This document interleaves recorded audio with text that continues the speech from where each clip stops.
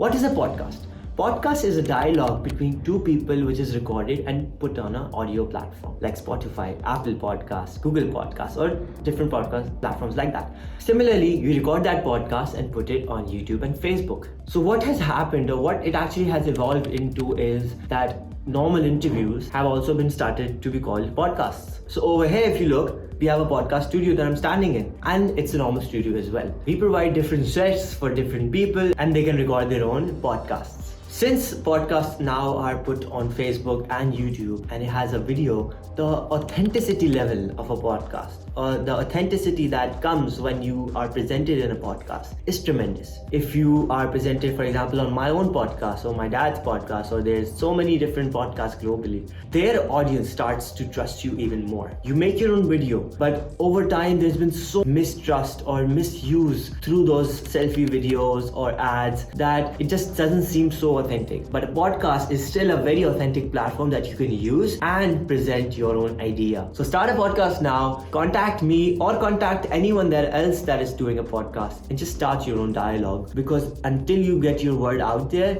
and people know that it's authentic, now with all the information out there, it's very hard to sell your product. So start a podcast now.